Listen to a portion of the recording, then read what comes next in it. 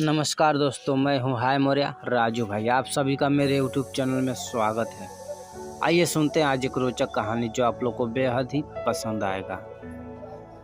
मैं नहीं जानता कि यह घटना सच्चा है या झूठा, क्योंकि मैं यह कहानी अपने बुजुर्गों से सुनी थी। ये कहानी जिसकी है और जो सुनाए थे वे इस दुनिया में नहीं है। ये बात है करीब 1930 की। मेरा गांव एक नदी के किनारे पर है। उस नदी को हम लोग झरही कहते हैं। झरही के नाम से वह प्रसिद्ध है। झरही आज भी है। इसकी खासियत यह है कि इसका पानी कभी नहीं सूखता। इसकी उत्पत्ति हमारे गांव से 5 किलोमीटर की दूरी पर हुई है।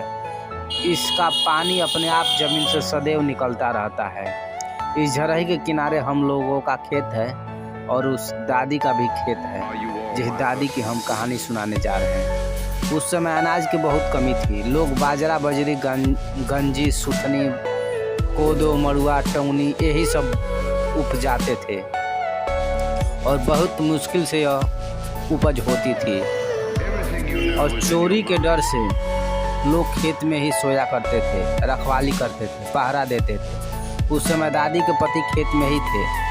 झरही के किनारे कुछ दूरी पर उनका खेत था। दादी खाना लेकर दोपहर के 12 बजे जा रही थी और रास्ते में ही झरही पड़ता था। बजे की रोटी और छोटी वाली मछली जिसको हम लोग सिधरी बोलते हैं, वो मछली बनाई थी और रोटी लेकर जा रही थी। नदी किनारे रास्ते पर पानी से एक भूत निकलकर बाहर आया और रास्ता रोक लिया। बोलने लगा, ये खाना मुझे दे दो, मैं खाऊंगा, और नहीं दोगी तो मैं तुम्हें मार डालूंगा। दादी बोली, यह खाना तुझे नहीं दूंगी। भूत बोला, खाना नहीं दोगी तो मुझसे लड़ना पड़ेगा और जीत जाओगी तभी जाने दूंगा, नहीं तो तुम्हें मार दूंगा। दादी बोली, ठीक है। दोनों लड़ने लगे।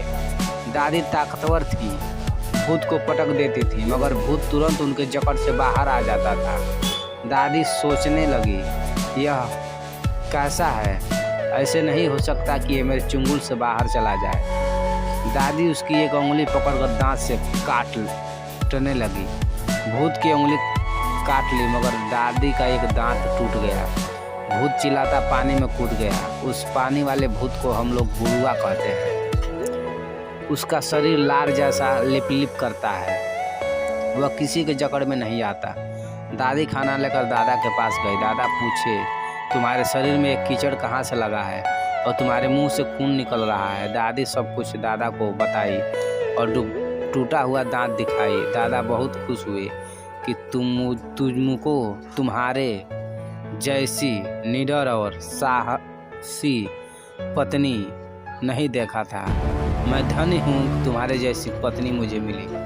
अगर आप लोग को यह कहानी अच्छी लगी हो तो मेरे चैनल को सब्सक्राइब कीजिए, लाइक कीजिए, कमेंट कीजिए और ऐसे ही कहानी के साथ फिर मिलेंगे। तो धन्यवाद दोस्तों। आशा करता हूँ कि आप सब कुशल मंगल और बढ़िया होंगे। तो नमस्कार दोस्तों।